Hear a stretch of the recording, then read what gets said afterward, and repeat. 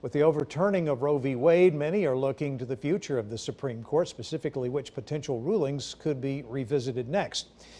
In a concurring opinion written by Justice Clarence Thomas, who was the only judge to sign off on the opinion, he wrote about revisiting three other landmark decisions: Griswold versus Connecticut, which legalized the right to obtain contraception; Lawrence versus Texas, the right to same-sex intimacy; and Oberfeld versus Hodges, the right to same-sex marriage.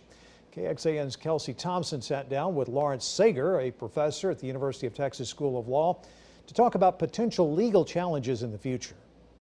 I know the leaked draft last month kind of opened up this possibility a lot more readily to people. But when we talk about precedent, were you surprised to see Roe overturned?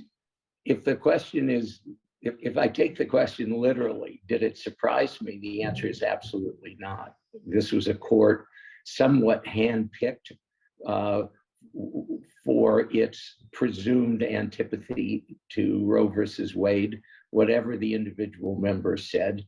And this is a court which has been, the individual justices of which have been signaling discomfort and dissatisfaction with Roe in large and small ways for decades.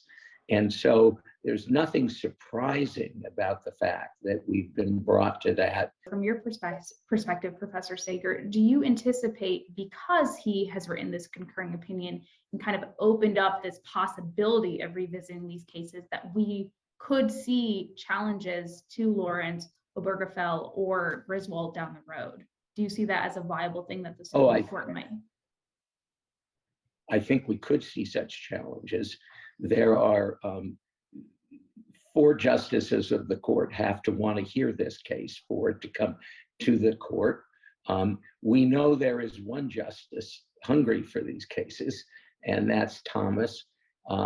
And the world will conspire to serve up fact situations that raise these issues. I think we can be confident of that. So these cases could well come to the court. And although